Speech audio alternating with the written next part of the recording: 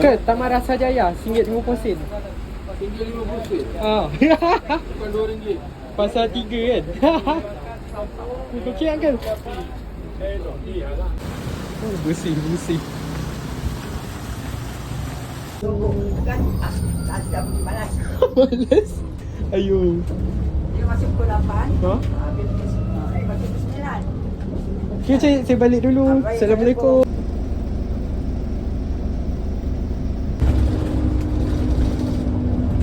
Sekarang pun dah ada bawa tu. Kat bank kat kan. Dia tinggal rumah. Tak nak bawa. Takut. Ni cuma 3 yang sekolah saya. Oh. Langkah lah. Oh. Aku nampak bumbung hijau. Balik ikut sana lah. Oh, sini. Oh, okey. Assalamualaikum. Kosong ke? Ha? 2 tahun lebih kan?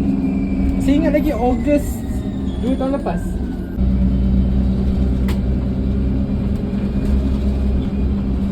You're welcome.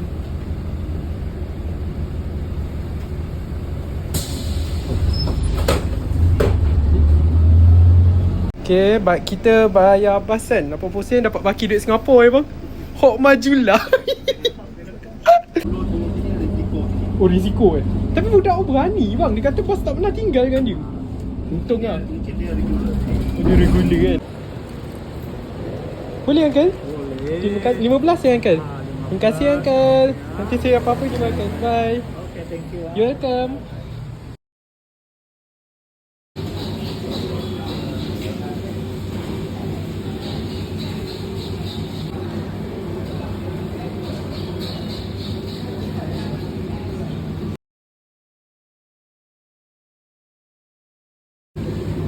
Jemput makan, kita makan tom yum hari ni.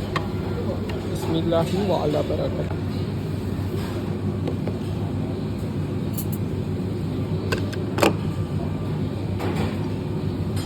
Terima kasih kak.